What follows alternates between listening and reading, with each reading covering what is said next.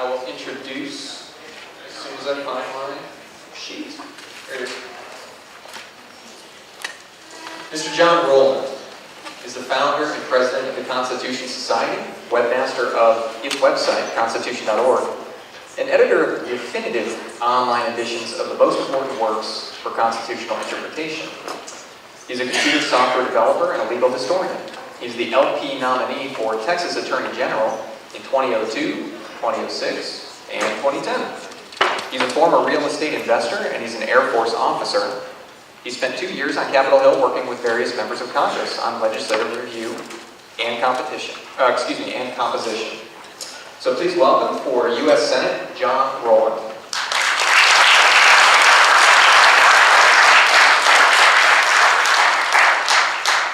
And our second candidate is, her name is Rebecca Paddock, and she's an electrical engineer and a comedian. She's a data-driven problem solver who works with people to get results. She's a constitutional libertarian, a strong advocate of the Second and Fourth Amendments. Please welcome for U.S. Senate, Rebecca Paddock.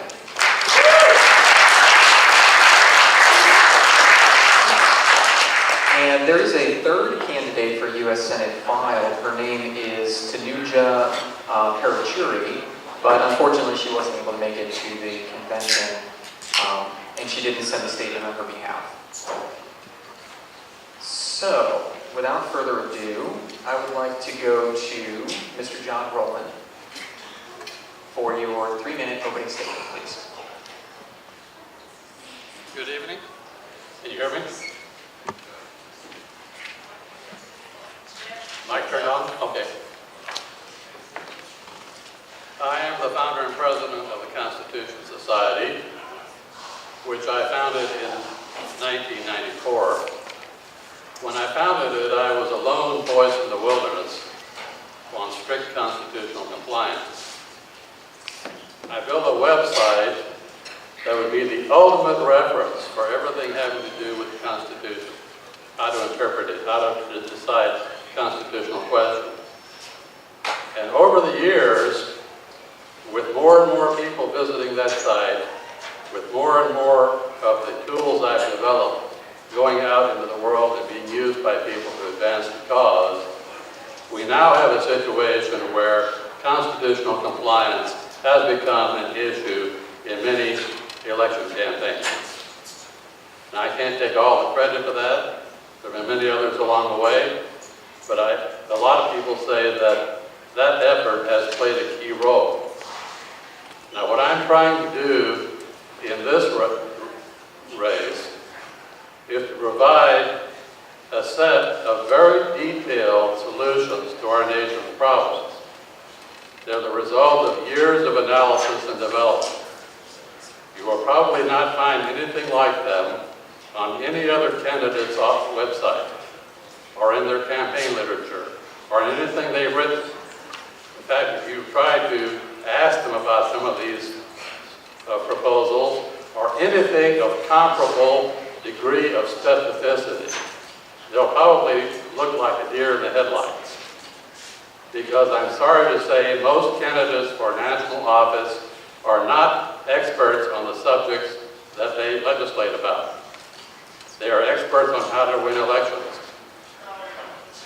And when I spent 2 years on Capitol Hill developing legislation for members of Congress, I discovered that, somewhat to my horror, that all too often there were no real experts on the scene. Not in the staffs, not in the lobbying organizations that influence Congress. Most members of Congress did not even know enough about the subjects they were legislating about to know who the experts were. So what I'm doing in proposing these specific proposals is trying to begin a dialogue to show people what solutions look like. They may not be perfect. You may be able to come up with better ones, but they need to look like that. Thank you very much, Mr. Roland.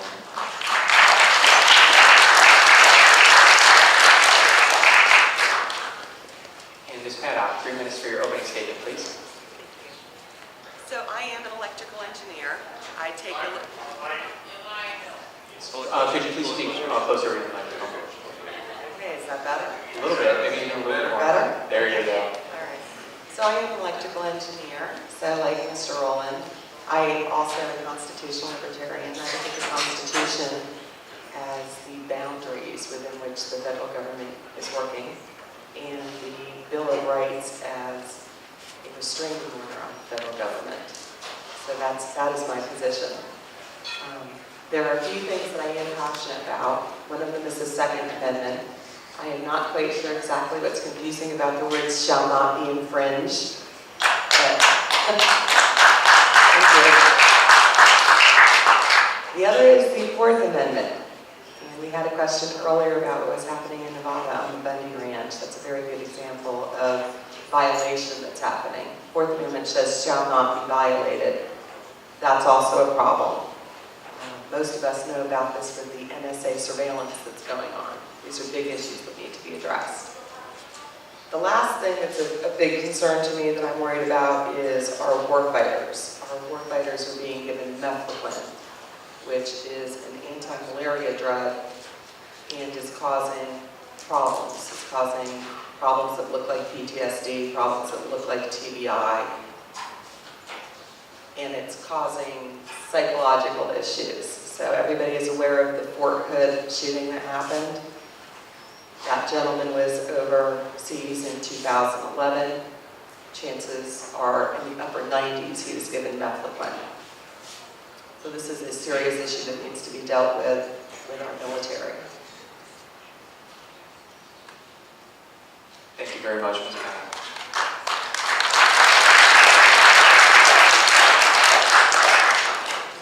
All right, pretty interesting. I'm going to start with a question of my own, and then we'll go to some audience questions that have been rolling in here. Thank you very much for that, and you can keep them coming. And Mr. Roland, Ms. Paddock, you both talked a lot about the Constitution. Mr. Roland, you're a Constitution expert, and Ms. Paddock, I've heard you speak a couple of different times, and you always express passion for the Second and Fourth Amendments specifically. So my question for you is, I'm wondering if there are any differences in your views on the Constitution, or if there are differences in what you both find particularly important. So I'm going to go to Mr. Roland first and just ask, Ms. Paddock talks a lot about the Second and Fourth Amendment. Would you agree or disagree that those are the most important elements of the Constitution that are either under attack or that need to be protected? Not quite. Those are important fallbacks when our rights are being actively abused. But we need to focus more on prevention of abuses. And for example, the combination of the Commerce Clause and the Necessary and Proper Clause are the basis for many of the abuses that we complain about. That started with a court decision, McCullough v. Maryland, in 1819. And ever since then, most federal criminal legislation has been built upon that and one key 1942 decision, Wickard v. Filbert, which sustained the statute that made it a crime for a farmer to eat his own wheat. Okay? On the basis of that, we have almost federal criminal legislation today. And by my proposals, my proposed amendments, would reverse more than 200 wrong Supreme Court decisions. That's where the reforms need to be focused. Thank you very much, Mr. Roland. So, Ms. Paddock, the same question to you. Do you think that the Second and Fourth Amendments are the crux of the issue, constitutionally speaking, or would you have something else to add to that? So I think they're the biggest infringements that we're seeing right now. On top of that, I will add the issues that we're seeing with the 10th Amendment, which is the federal government getting involved in things they don't need to be getting involved with in the first place, which takes us back to Article 1, Section 8 of the Constitution, which gives Congress their powers. Article 1, Section 1 says that all legislative authority belongs in Congress. We are seeing legislation come from both the executive branch and, to Mr. Roland's point, the judicial branch. And that also needs to stop. Thank you very much.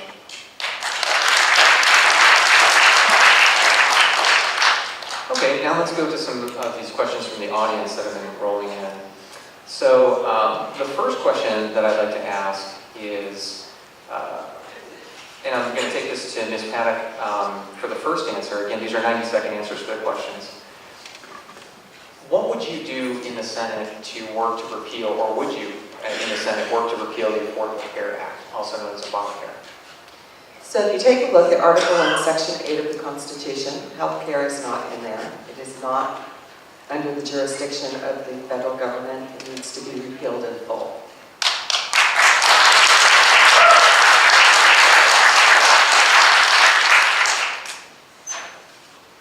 And just with the rest of your time, what would you do to actively work to repeal Obamacare? So sponsor a bill to repeal Obamacare in full, and or sign on with another person that has already sponsored a bill if one is available that meets the full criteria. Okay. And the same question to you, Mr. Roland. Would you have a plan to repeal Obamacare?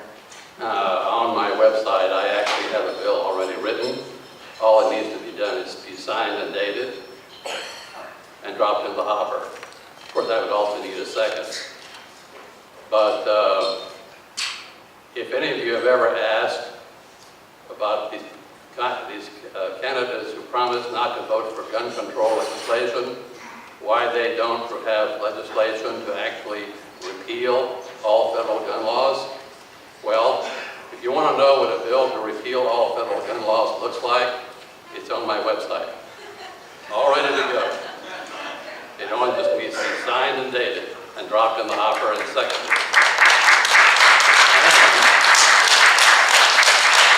Because the federal government can't tell the states what to do, but it can define a jurisdiction in federal court. There's a bill to define the jurisdiction in federal court by expanding the Civil Rights Act to include gun rights. So, and it also provides for damages. So somebody who was faced with state gun control could go to federal court and not only have the federal court overturn the state law, but get his lawyer paid to do it. Thank you very much for that, Mr. Roland. So in Congress, Ms. Paddock, what would you say, let's say in your first 6-year term, what would you say that you would want to be your landmark or signature legislation that you would either introduce or get accomplished? If I could wave a magic wand and get whatever I wanted, it would be to repeal all gun legislation. I'd start with that. Okay. If I get more than one wave of the magic wand, it would be to repeal all laws that are not within Article 1, Section 8 of the Constitution. That would be a huge undertaking. Very good. So basically, repeal unconstitutional laws. Yeah, let's have a repeal party. Excellent. We've got Texas wineries. I bet we can get someone to sponsor it. Perfect. Mr. Roland, same question to you. Do you have any signature or landmark legislation that you would like to try to get through when you're in the Senate? Well, besides what I've already mentioned, there's one that does require special attention. We are now faced with the imminent collapse of not only the economy of the United States, but the entire world, because of policies of governments everywhere to make fiat currency legal tender. Legal tender based upon fiat currency was established in the statutes in 1862, making paper money legal tender. the Supreme Court to sustain that statute, and we've been stuck with it ever since. We need to repeal federal legal tender statutes, or more precisely, amend them so that they apply only to federal territory, like the District of Columbia. They do not apply to state territory, where only gold and silver may be legal tender for the payment of debt.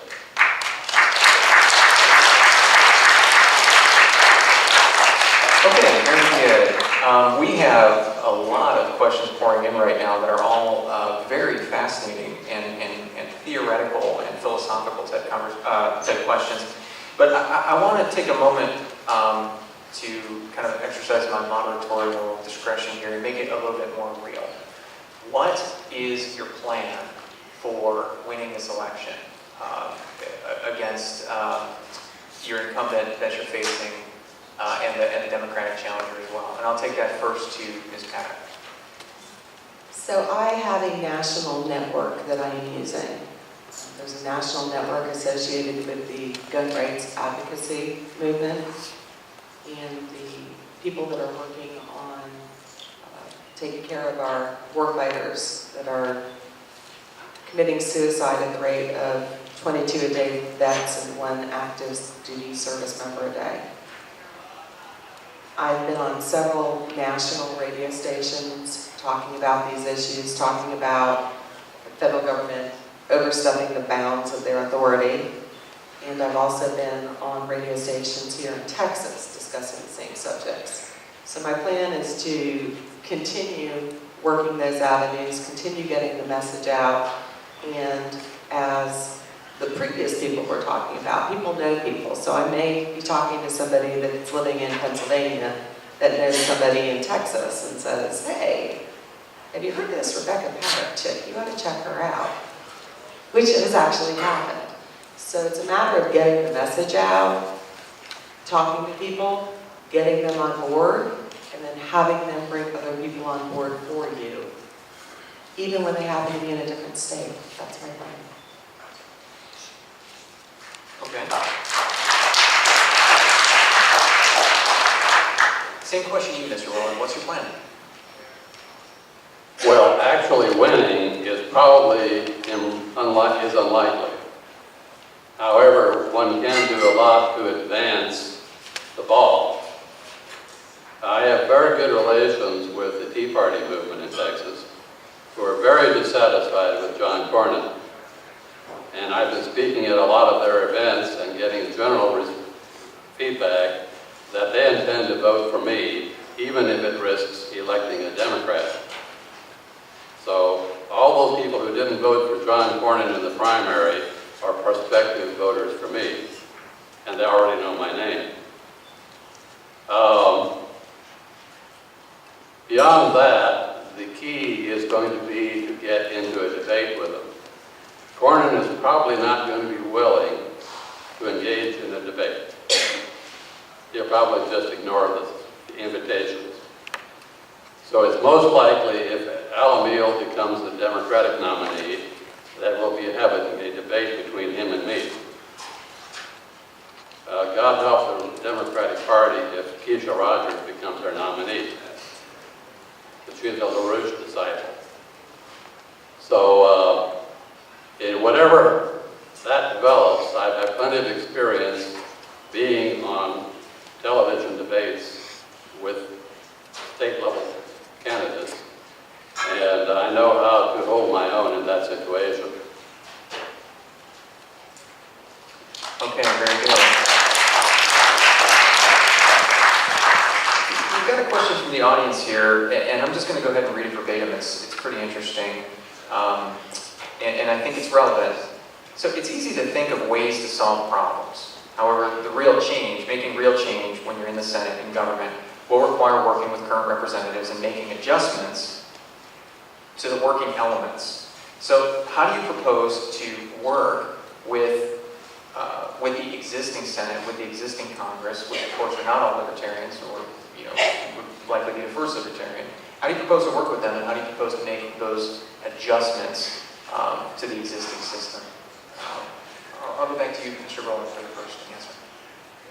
Well, one of the first things I would do if the lightning struck and I actually got elected would be to call Ted Cruz. And I called Mike Lee, Rand Paul, and a couple of others in the Senate. Because for the first of all, I would need a second for my legislation. So I would try to get agreement from them to second it. The next thing I would need to be able to do is to assemble a good team of staffers. The administrative staff needs to be those with experience on the Hill.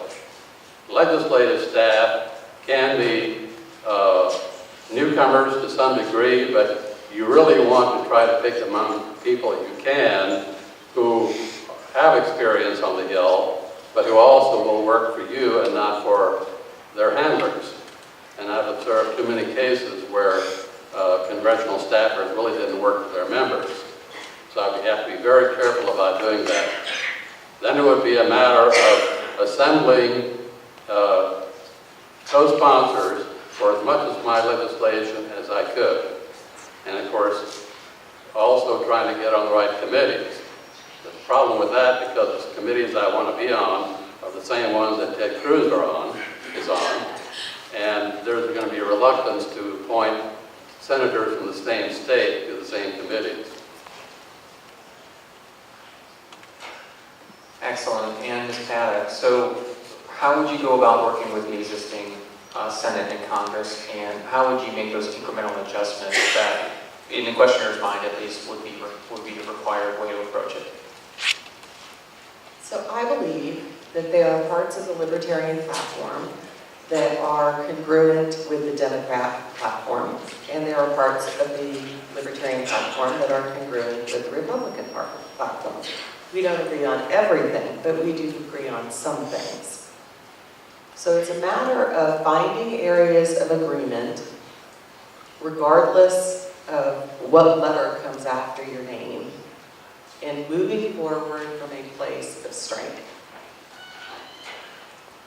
So it's talking to people, it's listening, it's understanding why people are trying to do the things that they're doing and seeing if we can go about it a different way. You know, there's more than one way to get to Seattle. You can drive, you can go by plane, you can go by train, you can walk there, right? So if your goal is to get to Seattle, let's be real clear that your goal is to get to Seattle. Now let's talk about different ways of getting there. Many times in discussions, you'll see people go at cross purposes. They're so focused on the how, they don't pay attention to the what. I want to focus on the what and the why, and then come up with a how that we can all work with.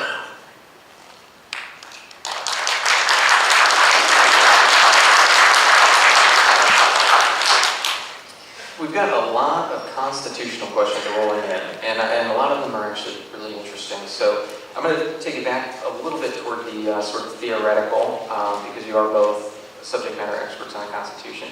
The first question I'd like to ask is if there was any amendment to the Constitution that you would like to see repealed, which one would it be? And I'll take that to Mr. Roland first. Well, it was not so much be a repeal, because it was never ratified, but the income tax amendment.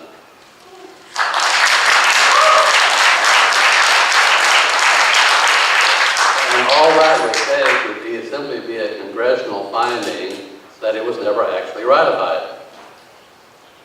So if that finding were announced, then it would be stricken from the books. It would no longer be a factor.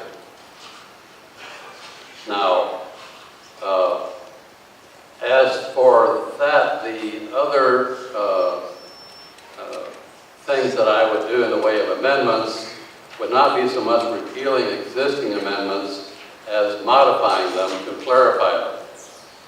Because there are some language in some of them is sufficiently vague for modern readers that it is a hole through which clever lawyers can drive serious departures from original understanding. So I would focus on clarifications.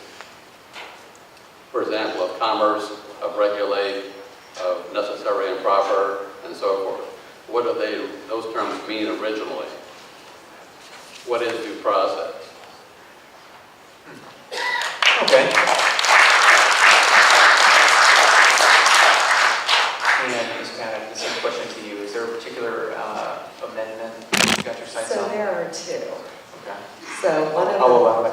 one of them is the 16th Amendment, which Mr. Roland has already talked about, which is the income tax. The other is the 17th Amendment. The 17th Amendment allows the senators to be voted on by the public instead of by the representation of the state. And what that does is it has taken the power away from states. The 17th Amendment was a balance of power issue. It took power away from the states, so now it has undermined the 10th Amendment. I would like to have that power structure back, where the House represents the people and the Senate represents the entire state legislature, and they can be recalled if they are not doing the right things.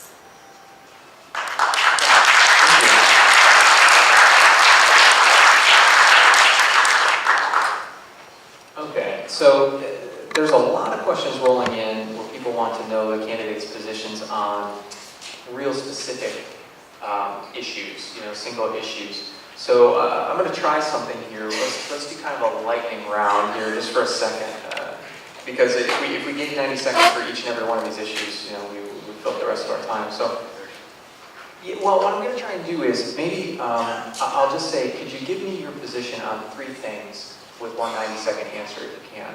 And I know this is not very fair, but use the time however you feel is best. But what are we've had several questions that all are hitting on drug laws or the drug war, mandatory minimums, and things of that nature. So the drugs kind of issue. Oh, I've lost my mic. Oh, there it is again. There's been several questions that have come in around education, the Department of, No Child Left Behind, would you eliminate the Department of Education, education generally.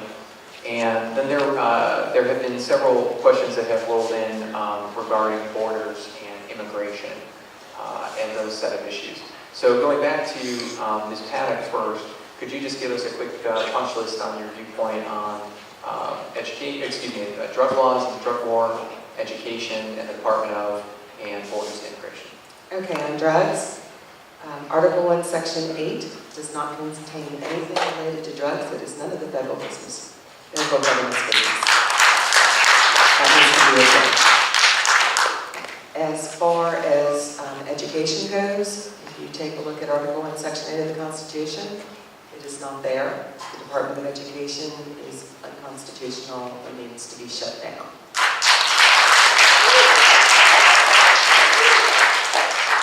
As far as borders go, the borders themselves are a state issue. Citizenship is a federal issue. So there is a difference. So I'm not sure whether the question had to do with borders or citizenship. It's up to the states to determine who comes in and who goes out, who they give visas to, etc.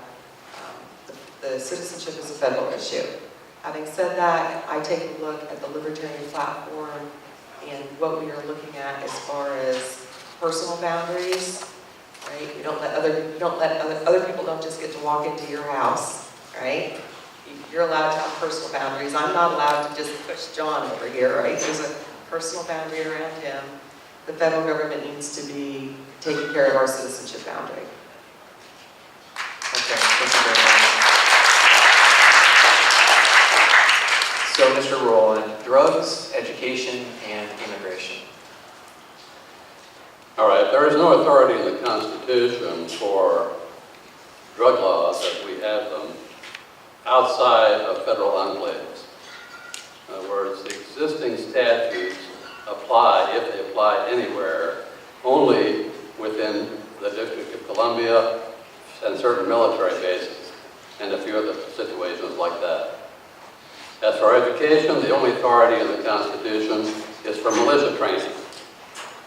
Now, conceivably, militia training could be extended to include reading and writing and arithmetic, but unless there's a nexus to defense, it's not constitutional. As far as border and immigration issues concerned, those are two distinct issues, and they tend to get lumped together, which muddles the water in debates on the subject. On the one hand, we need to protect our nation from criminals and terrorists. On the other hand, we want to be able to let honest people in who just want to work. But further, the ones who do come in legally for a limited period of time, we want to make sure they leave when their time has expired. So to do all these things require complex trade-offs using limited resources, and we're going to need to look at new ideas for solving striking the right balance.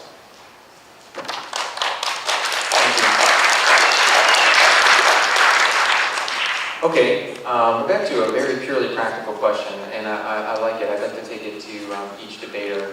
Can you tell us what level of fundraising you've accomplished so far? Mr. Roland? Well, my policy is not to accept funds until I have to nominate. So if I accept funds, it will be hopefully after tomorrow. After that, well, I'll have a designated place for funds to go. I do plan to accept Bitcoins.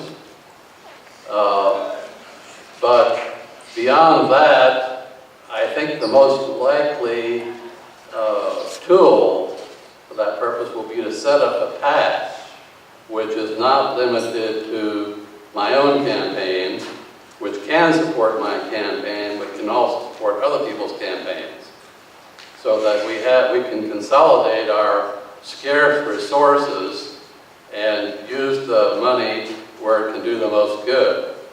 Because when we're hovering at between 2.5% and 3% support, as we have in the last few elections, money has to be spent differently than it would be if one were a candidate who is pushing 50% of public support. So resources have to be very carefully husbanded in that situation. Thank you.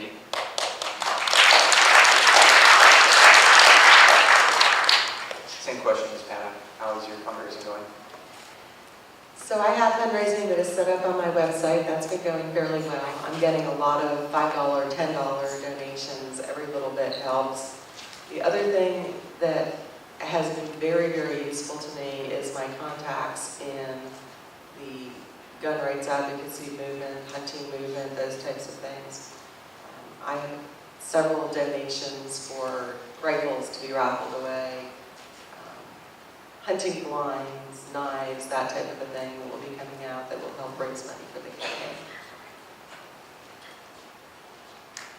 Perfect, thank you. All right, well, you know, we've got a little extra time, and we got a really interesting question. I just can't resist going down this train of thought here, because it's something I'm personally familiar with from just a few years back, and I know that Mr. Roland is familiar with it because he participated in it, and I'd like to hear Ms. Paddock's thoughts on this as well. And the question is, from the audience, do we need another continental Congress? And of course, I recall that we just had one. Was it 4 years ago or 5 years ago? Either 2009 or 2010. 2009. 2009, thank you. So, I want to get your thoughts on that. I think it's an interesting question.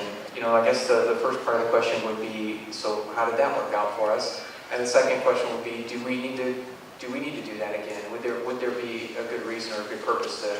And you, Mr. Roland, if you wouldn't mind, maybe just take a few seconds to explain, please. Yeah, I was one of the 3 delegates from Texas to the Continental Congress 2009. It was a very interesting experience. I think we accomplished a few useful things, but there are a few things we failed to accomplish, which I pointed out at the time, but my word was not heeded. First, we didn't form a permanent organization. to follow through. Second of all, amendments were taken off the table, so we couldn't even discuss them. And that's where the real action is. And third, it was the delegates did not really represent most of the states that they were from. Texas is about the only state where we actually conducted real elections. In most of the states, they were self-appointed. So that did not produce delegations that were particularly high level. They were earnest, patriotic Americans, but what I advocate is a series of working conventions to hammer out solutions that are going to need to be composed of extremely skilled and knowledgeable professionals. These need to be the guys who actually draft the proposals for the rest of us to pick up on and support. And of course, I try to start that process with my proposals. Thank you, Mr. Roland.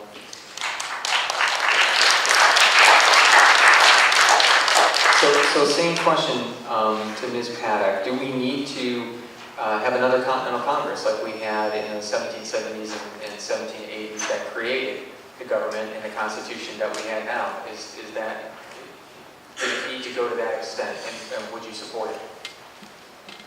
So I think if we're going to have that type of a convention, we need to have the right people there, and we need to be serious about it. This is not time for fun and games. This isn't time for self-appointment, and we need to have a very serious agenda. And on that agenda, I would put repeal of the 16th Amendment, repeal of the 17th Amendment, taking a look at, from top to bottom, taking a look at people that have broken their oath of office and removing them. And this is a serious business when you get down to this. If you're going to have this type of a convention or a Congress going on, you need to have serious issues on the table, otherwise you are wasting everybody's time. All right. Well, I want to thank the audience for the really good questions, and I want to thank our panelists, our candidates, for the answers. We are out of time for the question and answer period, so we're now going to move to the closing statements, and we'll begin in reverse order to how we started, and we'll begin with Ms. Paddock for 2 minutes of closing statement. Well, I am very excited to be one of the nominees for this position. And no matter who you choose, Mr. Roland or I, it looks like you're going to get somebody that is very focused on the Constitution and making sure that the federal government is not overstepping their bounds, which is excellent. I hope that we can all come together as a group and work for all of the candidates. As was stated earlier, if we can get people focused on the executive candidates, it will trickle down to help everybody. And I'm hoping that everybody will line up behind liberty and move this forward. Thank you.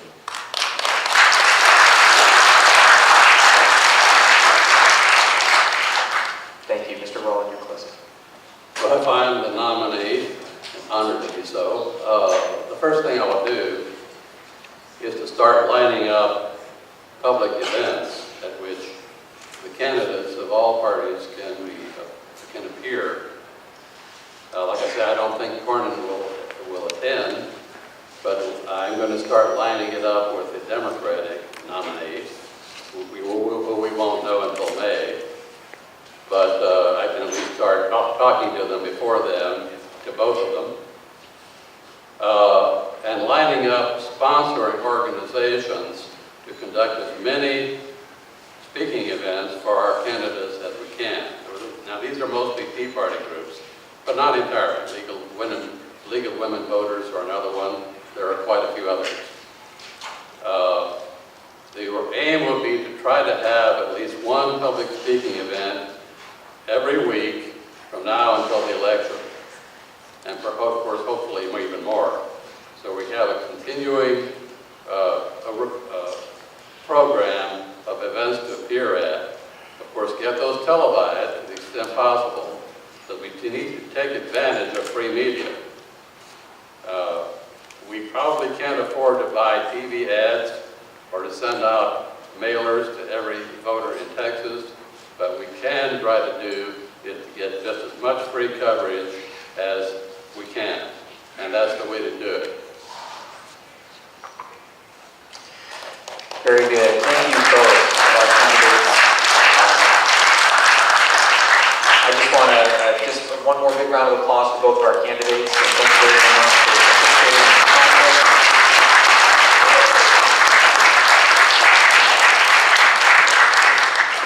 And with that, we will move on to the next